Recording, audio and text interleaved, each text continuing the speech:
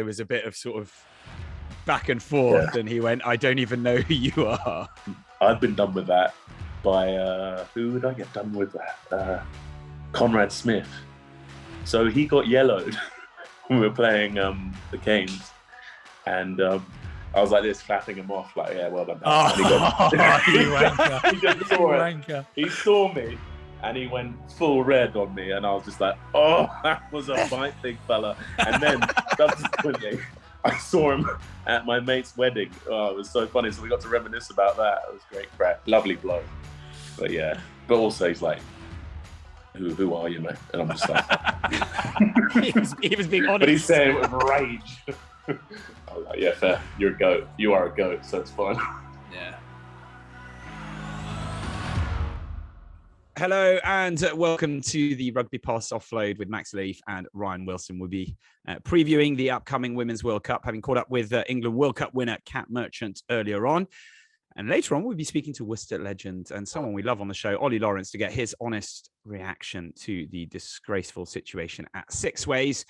However, before we get into all of that, Ryan, you had to put up with what looked like the longest bus journey possible, coming off the bench to suffer a bonus point defeat to the Ospreys, sadly. Rubbish result, but looks like you are employed and back in the good books. Has your pre-season tardiness been forgiven and forgotten? Oh, no, there was never any issue. There was never an issue there. Whoever the producer of this podcast is behind the scenes, he's making the issue. He's creating an issue. There's no issue here. But I tell you what did happen, Max.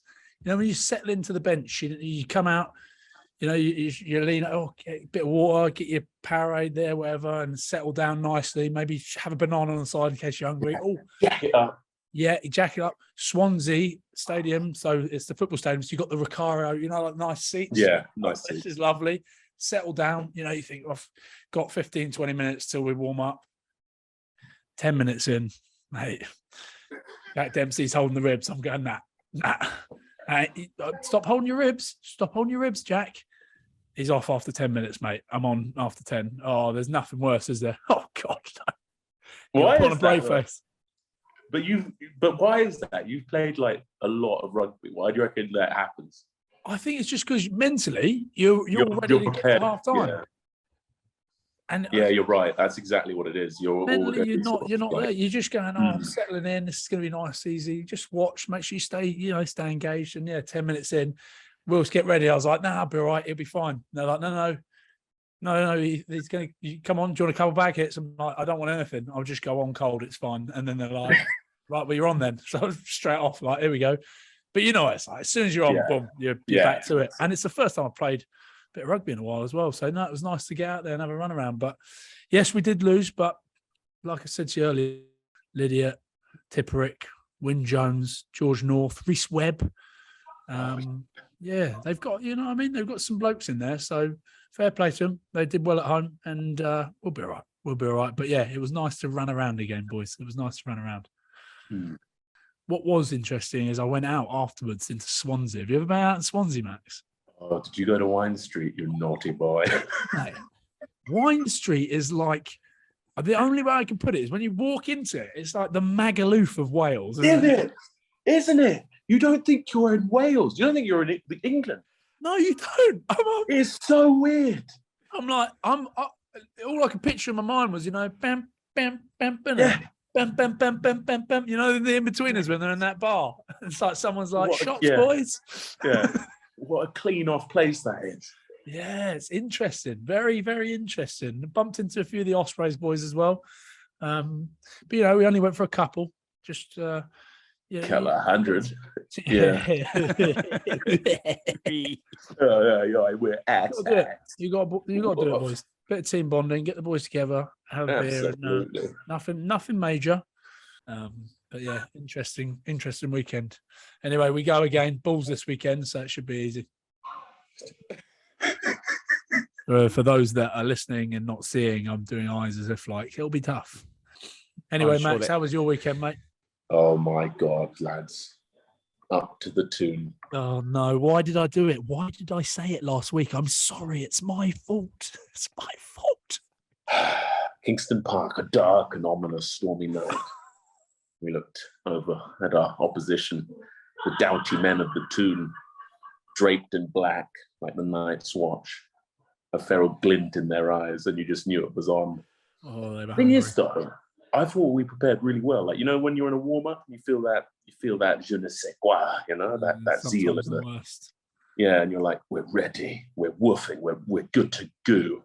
Next minute, yeah, we were the nails and they were the hammers for a large majority of the game. I thought George McGuigan, yeah, he was nightmare canny. He was like, you know, like Grimmer Wormtongue with Theoden when he's like whispering into his ear. He's like that with Luke Pearce around scrum time, like very canny operator, class in the contact, like chop sueying everything left, right, and rhubarb. He's like that. He was the beating heart of that performance for me, for them. But yeah, they were on point, and we were off, and that's what happens in the Prem. Man. You can't really have an off day. And is that why you were late for the podcast again today? Yes, the schedule. I had to get it in there. Yeah, sorry, I couldn't help myself. Why were you late? Why were you late? Tell us, because has Pat lost his head? There was a reaction. I wouldn't say he lost his head, but there was a healthy reaction to a disappointing performance. And yeah, that's rugby, gentlemen, isn't it? Yeah. So therefore, the schedule went a bit over. You didn't stick around then afterwards, Max? Oh, unfortunately not. That I feel not. I don't want to put it out there, but you know that thing that Shalk said on the other Skulk. Wait. Oh, wait, mate. We've taken some abuse for that, by the way. Yeah, Shalk, isn't it? It's not Shalk. It's Skulk. Skulk. And yeah. you know Mark, Skulk. Put this in there. Don't edit this out. You, Mark, led us astray. Oh, that's so harsh. Yeah, it's not that. So you've got to say Skulk. Anyway, you know when Scout was talking about this sort of evolution of professional rugby and like how now the bottom line's so important and that sort of recreational side of getting GUI's gone. Maybe, yeah, I think it's happening. It's happening because the Toon used to be one of the great away trips and now I'd never stay up there, which is fair enough. I suppose it is what it is, but yeah. Well, you know what you need to do? You need to get back on the commercial flights because guess what? There's no flights out at fucking 10 o'clock at night, is it? So actually, there's me moaning. I wouldn't have got my little trip down to Wine Street had we chartered. So yeah, that's a good point. What's Kyle been saying about? You probably would have seen he was picked up on the ref mic saying to Adam Brocklebank, and there was a bit of sort of back and forth, and he went, "I don't even know who you are," which is quite a good put down contextually. Has he mentioned that at all? No, I haven't actually spoken to him about that because I only saw it recently on the sort of social media. I was like, fair play. God, I missed that. But Brocklebank's quite game. He loves a chat, loves a chinwag in the game. He's quite a funny dude. Very genial. But yeah, he's always lively. Loves a sledge. Loves a bit. I don't know about that line. I don't like that one. I think it's too easy. It's just yeah. So, I don't even know who you are. Oh, come on. If give me that one. Oh, come on, mate. You got something better than that in the bench. I remember playing. I've been done with that by who would I get done with that? Conrad Smith. So he got yellowed when we were playing the Canes, and I was like this, clapping him off, like, yeah, well done. He saw me and he went full red on me, and I was just like, oh, that was a fight, big fella. And then subsequently, I saw him at my mate's wedding. Oh, it was so funny. So we got to reminisce about that. It was great crack, lovely bloke. But it was raging. And who else has done it? Another guy I saw do it was Francois Stein to Mitch Inman, very good centre. And he was giving it the big ones to Francois Stein. And Francois Stein, right, I don't even know who you are, hey. Do World Cups. And it was jokes. And then Mitchy's just there like, oh. And then all the boys looked at Mitch, he's quiet. And we were just like, oh, no. He's been absolutely done there.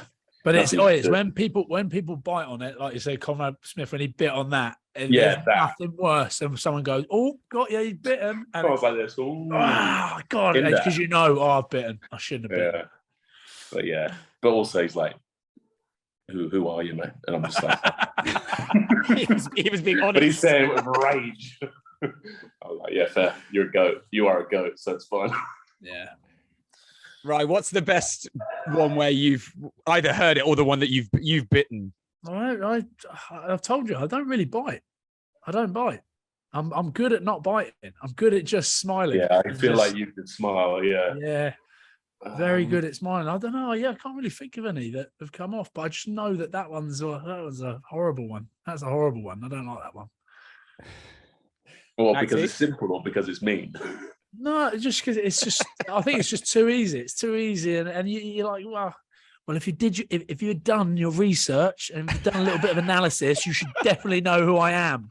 You know, you're not doing enough analysis. I'm going to have a word with Pat after this. That's what you should have said. And also, I heard that Sinckler didn't have the best game either. So, it was not the best time to do it, I suppose. Yeah, that's the other one. You can't go throwing it out there when you're dropping the ball and whatnot. Yes, Max doesn't want to comment, but yeah, it's difficult. Yeah, you know what I mean. Yeah, I know. I'm with you. Have you bitten, Maxie? Have I bitten on anything bad? I don't think for such a big, giant human being. I think you're too nice, Max. I don't reckon. I can't see you getting angry either on the field. I don't know why. I don't get too angry. No, there's nothing. I've never really. I can imagine that annoys Pat a bit. I bet he's like, Max, you fucking look at the size of you, mate. Why do you get angry? Actually, I'm speaking Australian. Brian Smith did that exact thing. You're fucking King Kong, mate. Yeah. But I could see coaches being like, "Come on, get angry. What makes you tick? What gets you angry? Like someone not putting their weights away." I can channel it enough. It's more like, who held me last time? Now it's more outcome driven. It's not really things that people say. So like, if I got dicked and then like someone says something after that, then yeah, do you know what I mean? But if someone just said something out of the blue, it wouldn't really bother me. Do you know what I mean? Yeah, you know the funny thing is as well with props is I think it's the people on their own team that piss them off more than the opposition. It's like some of our props would come back and we're like, and like if a back row gives a little bit of advice, you fucking what? Oh mate, lose your head. I tell you one night, Dan Lydiot straight away first maul at the week. I know him quite well, and we're at the bottom of the maul together. I'm fingers in his mouth, like poking him down his throat. And he's like, get off. And then I've got his head and I'm rubbing it down below. And he's grabbing hold of my nuts. And I was thinking, if they look back at this and like the TMO, me shoving my finger in his mouth and rubbing his head down below, and then him grabbing hold of my nuts, I reckon both of us would have got like yellow carded. That is the fun thing, isn't it? When you're like good mates with people you're playing, you just get weird like that. Yeah. Like, and like both just giggling at the bottom of a ruck. Like they would have gone absolutely mental at us. But I think imagine that. Imagine someone hears this, Sighton Commissioner goes back out and then cites us both for it. Nut grabbing and mouth poking. Fish hooking. Yeah, that was one. Have you ever had to explain to a ref that it's okay, we're friends? Yeah, I have, a couple of times. John Barkley all the time, every time. Like fingers up bums a lot.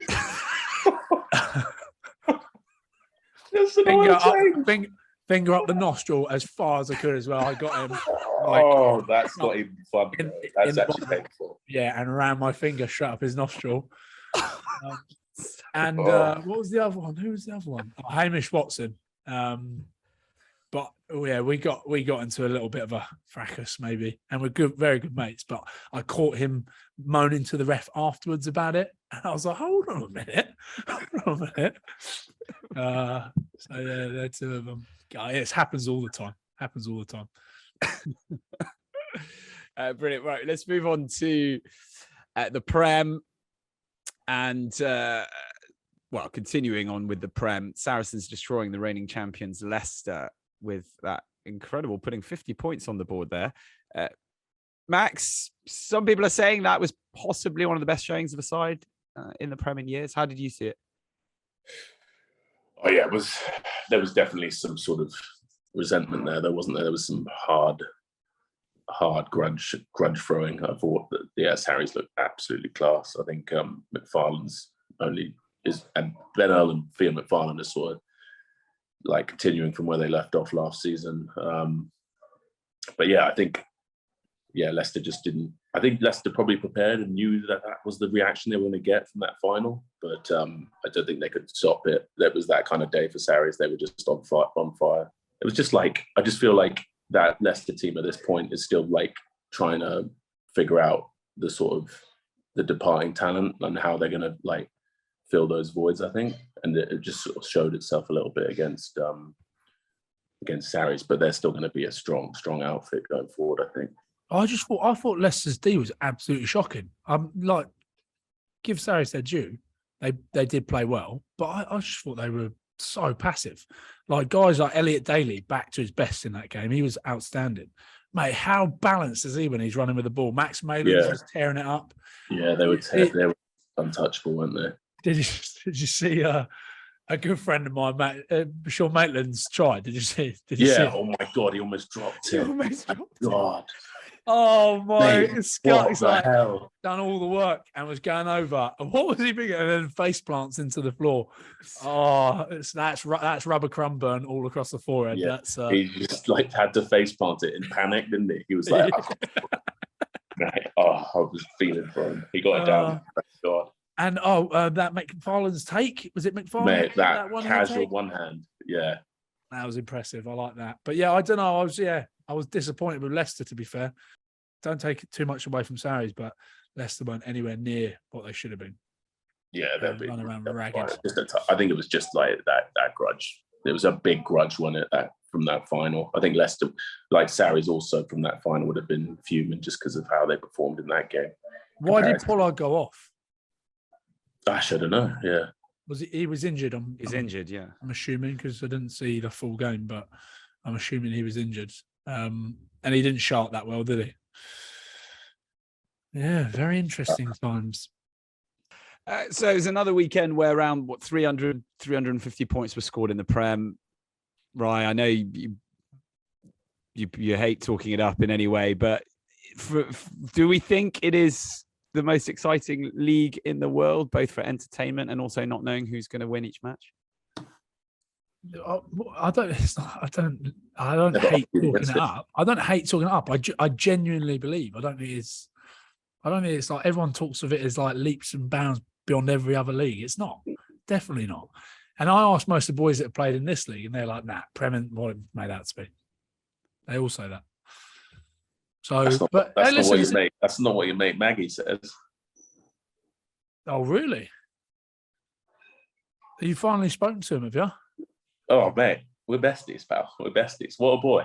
What a lovely lad. He is a lovely boy, but no, I don't know. Especially with and like it's not way above the Pro 14 either. The Pro 14, top 14.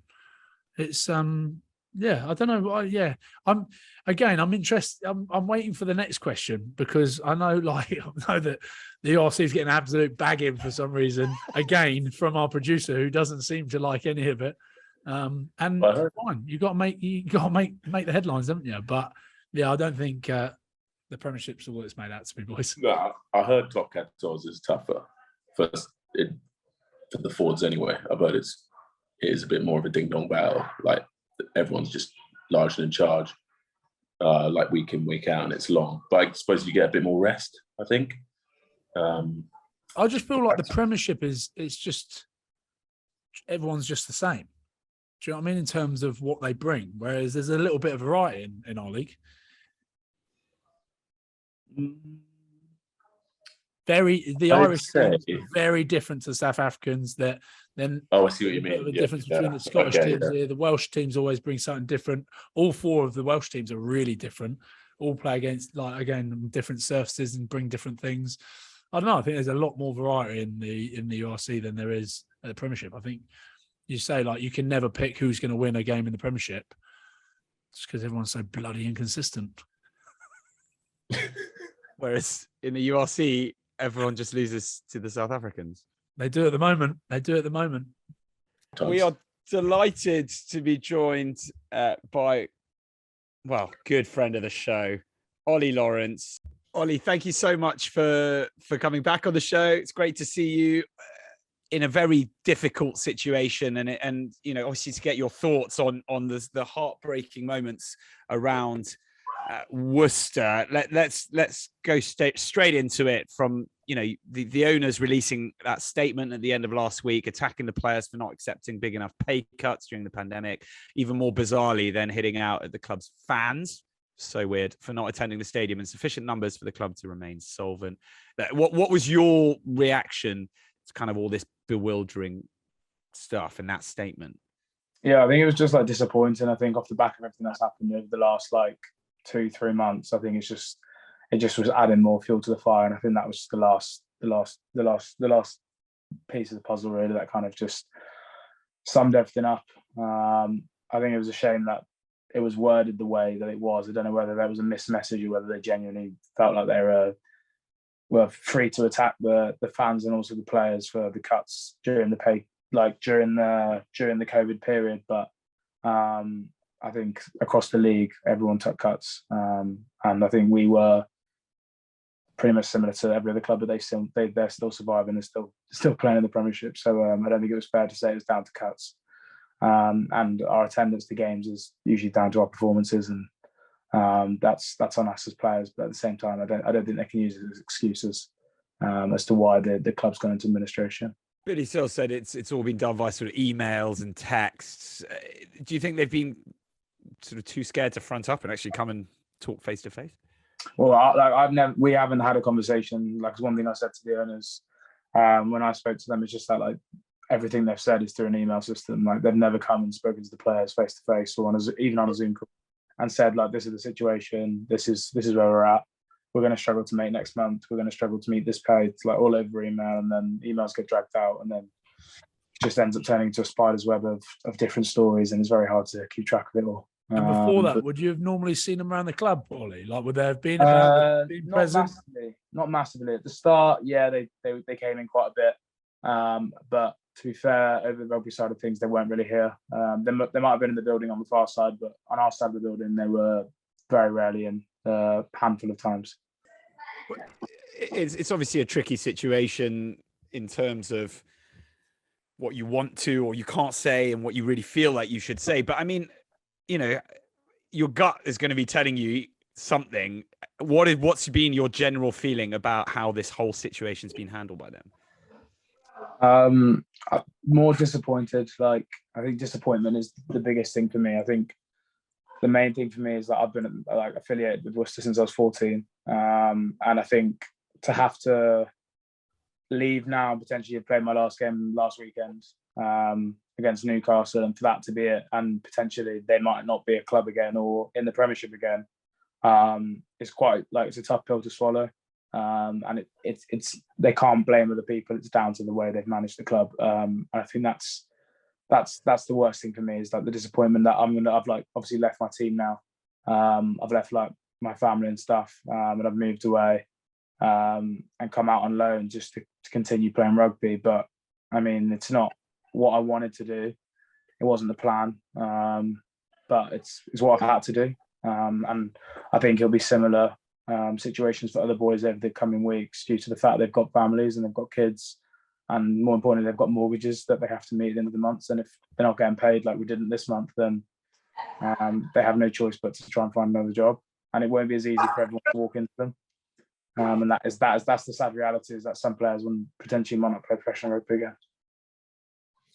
Ollie, do you have much insight into how it was financially managed? As in, like, I believe the badge and the club's name has gone into administration now, but you're being paid out of something else. So the players get paid out of something else, but it's been turned into sort of separate entities, and how they've tried to finance the whole place. Yeah, so there was a few like rumors of like how that was being done, like leaked on Twitter, that like Worcester Warriors had been split up in, like the car park had been split, the land had been split. Apparently that was done a while ago. But last month we were paid from a different type of company, because the accounts were frozen from the company that was WRC Limited, which is technically the one that we were paid from every month. I see. Got you. So I think that was down to them trying to pay us and keep up with the payments. But then they had to do it from a different type of business, I think. So right now, the players still have to wait 14 days. Is that correct? Yeah, I think they've all handed in their before they letters. can look for work. Yeah, unless on Wednesday the winding up petition goes ahead from HMRC, which then null and voids everything, and the club is no longer. Hold on a minute. So, what, you boys have been told you're not allowed to go and look at for other work? Well, you can't. Well, you can go on loan. You can't sign for another club because technically your contract is still valid until that 14-day period has hit, and you've given your notice of them breaching your contract. They still own you. How are your meetings today at Bath? Everything all sort of tied up? Well, yeah, as far as I'm aware, I'm going to be with Bath for the foreseeable until the resolve at Worcester happens. I think it got involved today, kind of met all the boys, got introduced to everyone, and hopefully can start training and hopefully be in the mix in the next couple of weeks for potentially playing for Bath. And it feels weird, obviously, that it's mid-season moving to, well, not mid-season, but the start of the season, moving clubs and being in hotel rooms and staying away from home. It's weird, but I mean, it's the situation I'm in at the moment. It's kind of fortunate I've managed to find a club that will take me on loan. Yeah, and to be fair, if there's one that's not too much of a disruption, is it? Because it's not a million miles away from you, is it, Bath? But... No, it's not. And luckily, there's about 3 or 4 of us that are here at the moment. So we've got a good group of us, and there's a couple of Worcester boys that used to be at Worcester that are now at Bath, and I've got quite a few mates here as well. So it's been quite, I'd say, like, easier to start with in terms of getting to know people. I guess now it's just learning all the stuff and getting ready to start trying to play. You were sort of sent off with the blessing of Steve Diamond, wishing all of you well, who are heading to Bath. How's he been throughout the whole process? He's been like great. Like, he's always been in our corner. And I think it's very easy for a DOR to stick with the owners and kind of, how can I word it? Give us the pictures and stories that we want to hear to keep us on side. But he hasn't been like that. He's been honest from the start, and he's tried to keep the group as tight as he can. And I think he's done a great job of that. And I think as players, considering everything we've gone through over the last couple months, we've managed to stay together as a group. And I think the performance against Newcastle we saw as it's the last chance that we potentially ever will get to play together at the club. And I think that the way we played and the result we got came from that. What was that final sort of pub session like? You know, the bar. It's like the final fling, if you will. Yeah, no, it was good. It was sad, and it was like a happy time at the same time. Like, I think, like I said, I'm going to be back and forth from Worcester. Boys will be back and forth from everywhere. Like, we're not going to not see each other again, but it's just a shame that it's all come to a head. But I think for that one night, we forgot about it all and kind of just celebrated and just had a great night together. And that led on to day 2 on the Sunday, which was even better. And then Monday morning hit, and then here I am. Give us an understanding, Ollie, of how many people at the club have probably now lost their livelihoods. Yeah, there'll be probably a core of the squad, I reckon, that will now consider either A, stopping playing rugby and finding other jobs, or B, retiring. And then there'll be another fraction of the squad which will either have to drop down to the Championship or try and find a club and then can maybe have their salary halved. And the boys that are in those brackets of, I don't know, 50 to 100k where their salary gets halved, like, once you start getting bills coming out and you have mortgages and you have savings, like, that then gets stripped down, and then all of a sudden you're living to your means, and then all of a sudden you have to get stripped half again, and then you're like, okay, well, now you've got to remortgage your house or you've got to move to a new city. And it's just crazy times, and I think it's one we never expected to happen. I don't think anyone saw this come in, but obviously now going into administration like we have, I mean, we don't know the consequences. Even if we did manage to someone come out the woodworks and buy the club and everything be sorted, the punishment from the PRL and RFU could be relegation. And again, that would terminate quite a lot of the squad's contracts in itself if they wanted to. Your teammate Joe Batley said he was fuming with their statement. Is he one of the angrier men out there at the moment? Yeah, definitely. I think he's one of those boys that, like I said, he came from Bristol, came in and gave us everything.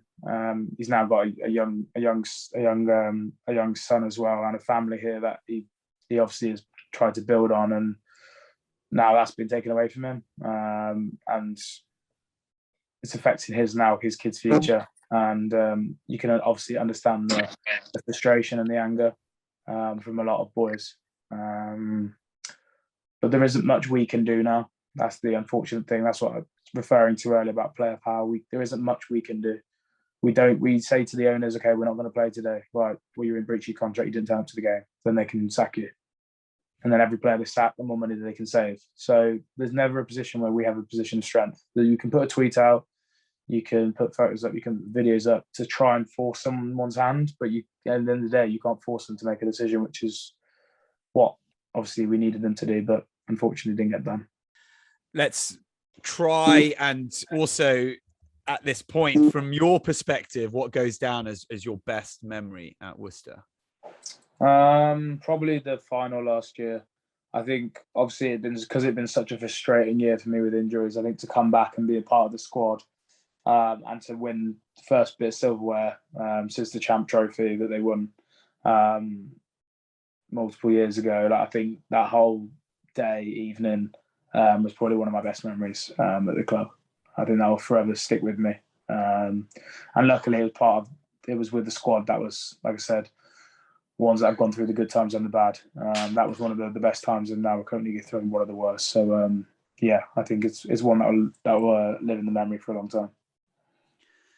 Max, any advice for Ollie as he begins his Bath temporary odyssey?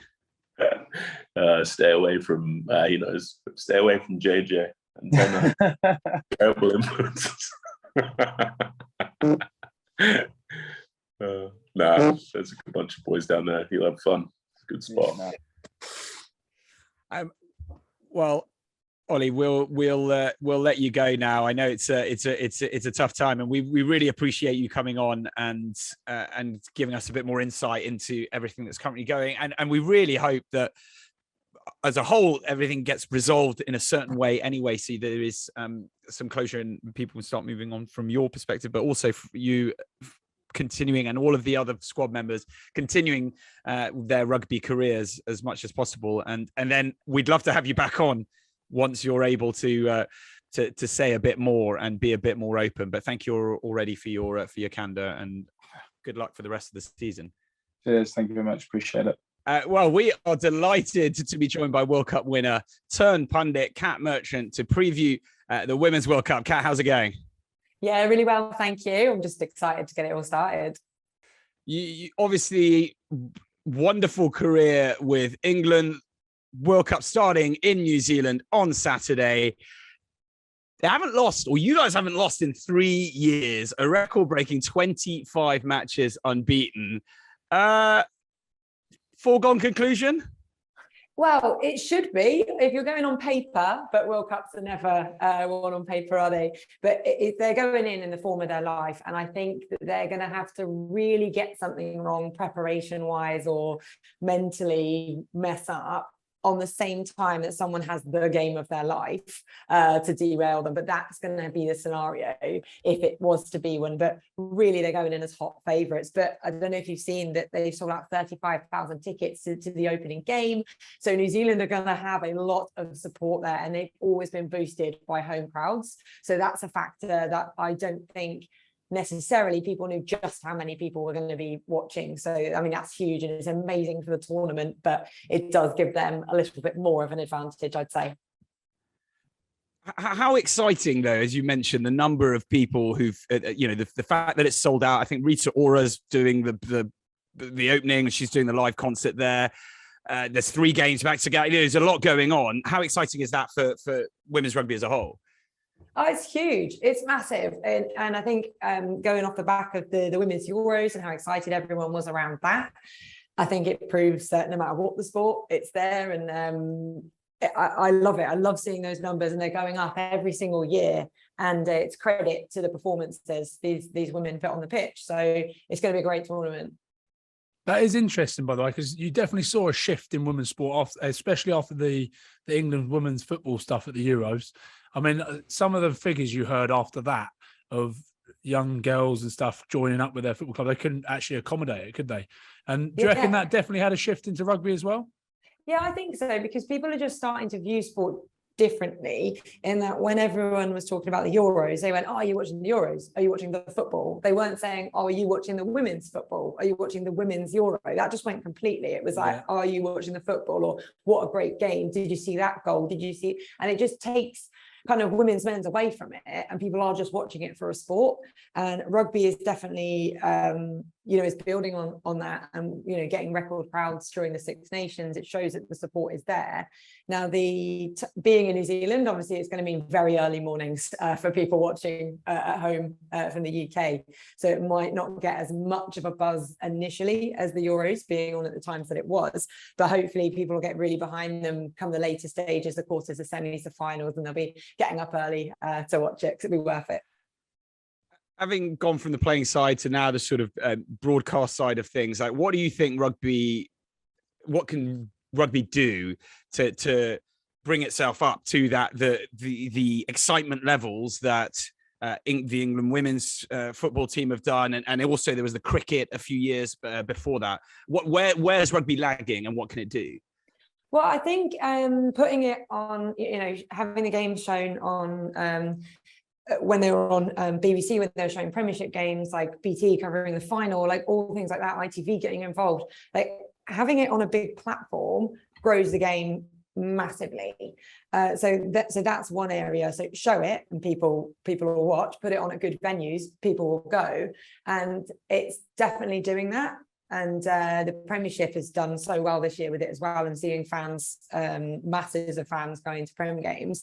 Back in the day, I played in the amateur era, and I also played in the professional era. So seeing it grow from like my dad and someone's dog watching to having thousands of people there is it's amazing. And it's and I think getting behind the players and really doing the interviews that they do, like they do with the men, so fans can get to know the players and they can see them on social media and understand where they're coming from a little bit more, likable, funny, and then that's where people will get behind them. So continuing to do things like that on social media will help. I think so. Even just that, you might remember from the Olympics, and I think it was the Kiwi girl who came on and did that interview, and it went bang like that, viral. And then suddenly everybody, it's household names, and then it happens very, very quickly. We just need more moments like that, I think, probably. Yeah, more of it, and by giving these women the opportunity to do that, and then that kind of grows, because there are still a lot of women who probably, like myself, have gone through times where you haven't always been a paid professional. You had to work, you had to get up before work to go and to train and all of that. So there's these athletes that have gone through those times that are now really enjoying the side of professionalism, which comes with crowds and everything like that, but they'll have really good, interesting stories, and I think showcase them. Yeah, you've seen that already, because did you see that? Obviously, even with the Six Nations, there was a lot of coverage by TikTok as well. TikTok sponsored the Six Nations, and I know that the girls embraced it a lot more than the lads do, the TikTok side of stuff. And you see a lot of their characters coming out in that, don't you? Because I know the Scotland women's girls absolutely love it, and they're always doing stuff on TikTok and pushing those sides of things. So you get to know the players behind that via those social media channels a lot, and they really seem to push all that, don't they? And that was brilliant seeing TikTok do that as well. I think with TikTok as well, because you can show a lot of humor within it, and there is, you've got your funny dances and things, but you can, if you're smart with it, it's a really easy way to get a big audience. You can put a video out on TikTok and hundreds of thousands of people will see it, whereas if you put it on Instagram, you're not going to get that same reach with the reels. So it's a huge area to be able to grow it, and I thought it was really good on there. I ended up following loads of the women's rugby players, which I wasn't following before, just because they pop up on my feed, and I'm like, like it, funny, like it's good. But they're just open to it and have a laugh, which is nice for people to see, because you sometimes see athletes or rugby players in particular as well, they're probably quite serious and all this, and they're not. They're just like everyone else, and they have their funny moments, and it's nice to see that. Well, do you know what it is? Is especially in the men's game, when you put stuff out like that, you take a lot of flack for it. Yeah. Is it as bad with the women's stuff? I mean, do they give each other as much shit for it? Because honestly, some of the stick we give each other for putting stuff out on social media, that's partly why I think most of the blokes are like, "Whoa, I can go near that." Yeah, I think most of the time it is, but you see it on a lot of during lockdown. I think a lot of the male rugby players' girlfriends maybe made them do TikToks, and you could see them in the house doing like little dances. So I think that's how it starts. But I think maybe women are more open to it. I'm not sure, but yeah, they'll definitely give each other stick. 100%. Yeah, there'll be banter behind the scenes. I'm all for it. I'm all for it. I actually get stick for my 12-year-old. Well, 12-year-old. She's 12. No, she's 10. My 10-year-old daughter for getting like, Dad, get off TikTok. Yeah, yeah, excellent, as it should be. Yeah, too right. She's not allowed it as well, so that's the problem. Yeah, okay, that's fair. That's fair. Kat, talk us through. As you said, you straddled the amateur days into the professional days. I mean, what were you paid back in the day for attending England camps? I mean, did they cover anything? Did they cover your travel? So this is an interesting one. It was my very first England camp when I was, I don't know, under 18, and I went along. You had to pay a £25 check to go, and they covered your expenses, but it was 10p a mile, but not including the first 100 miles. So for a lot of us, that was what we were traveling. So you ended up getting about £2 in petrol. So it was, yeah, those are the times where but you never did it for that. It wasn't, when we started getting paid, for me, it was just like, oh, bonus, because I was going to do it anyway. And it did just mean that you could have recovery and you were in a better place, and it was great. But yeah, it was, when you look back and you talk about what we actually went through and what we did. So then, I mean, there's players now like Ellie Kildan and the younger group that's all they've known. They've only known professional rugby. They don't know what we went through. And yeah, that is it. But you've got the players in there like Laura Keats, Lydia Thompson, players who have been around for a while and have done World Cups before that will go into this one, and that they do know what we've done. But yeah, it's a big shift from that. Of the insurance 100-mile excess that is effectively you guys were having to pay each time. Yeah, you just had to. They were like, well, you'll travel, so you'll do it. And that was the thing. They gave us contracts. I remember just signing them. I didn't even read it because I was like, whatever you put in this, I'm going to say yes. So I favour England. So I just didn't even read it. Like, same with the kit. You're like, yeah, give me the kit. But yeah. Well, what's the biggest way the game has changed from your perspective?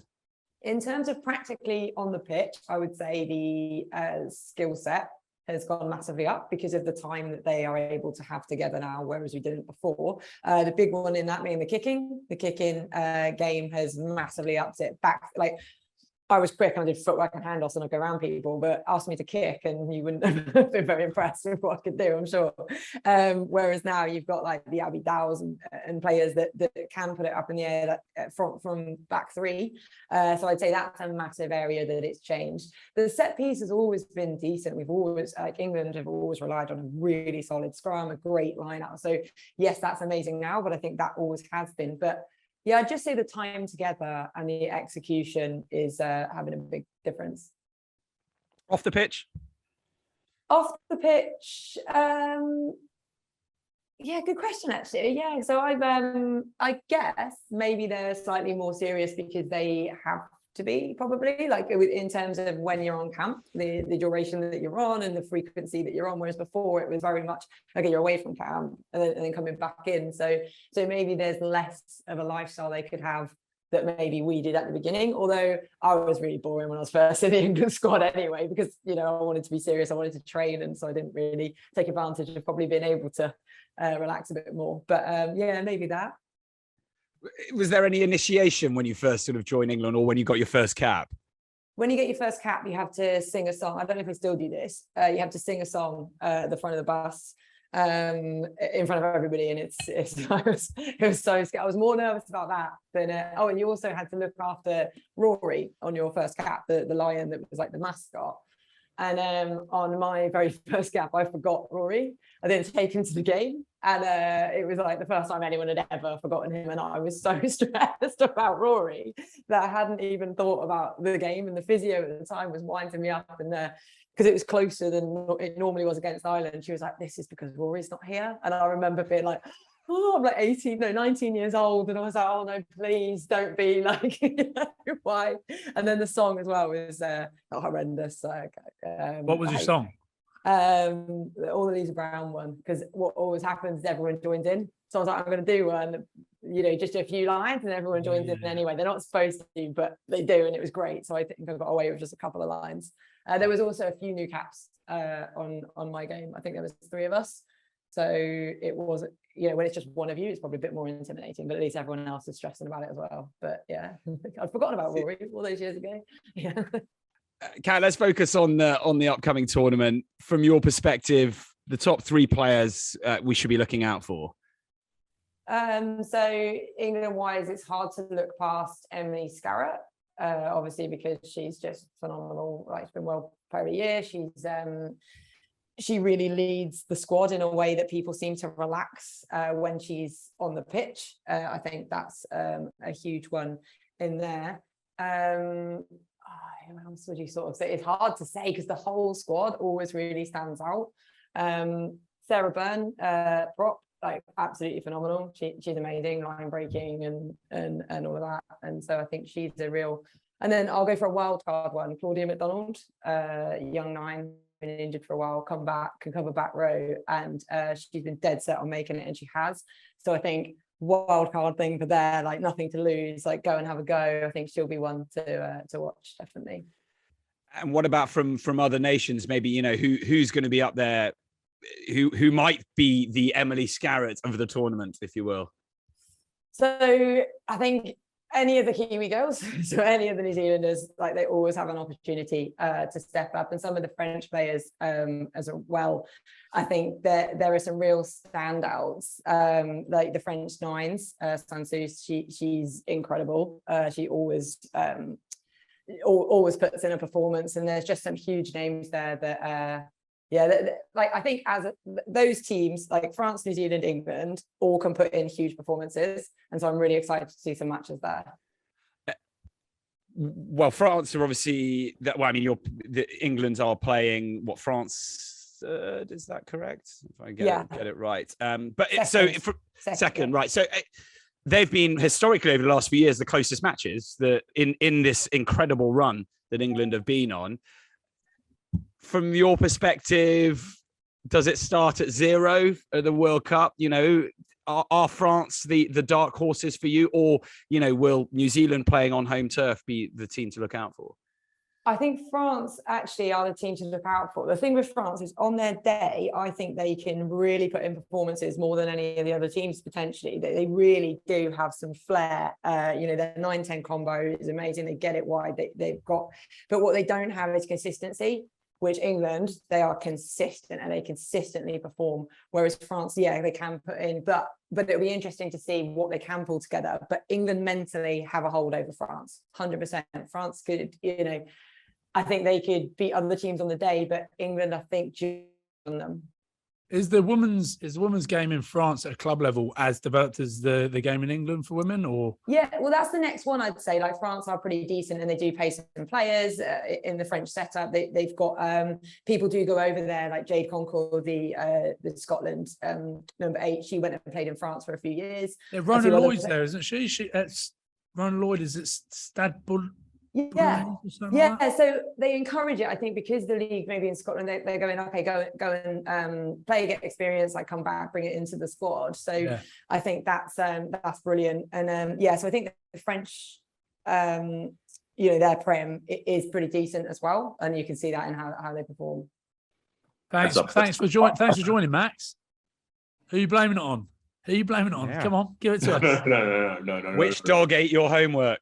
This gentleman is out of my control. I've literally just stepped off the paddock, just been burying my teammates in the Phelan soil. But basically what happened was, it was one of those lost to Newcastle away in a very despicable manner. You're getting punished. So we're out there for a while, just getting gooey and weird. Yeah, I was the same, but I said, listen, I've got a podcast, so I'm out of it. Actually, you can do that. Imagine. Yeah, it doesn't go down very well. I was like, boys, it's nearly 4 o'clock. I've got to get out of here. Oh, well, this is Kat, by the way, Max. Hiya. He's probably not his iPhone on the full works. I can see you're on your iPhone, aren't you? Yeah. He can't see. He doesn't know what's going on. Oh, no, I just see the people who talk. Yeah, this is true. Right.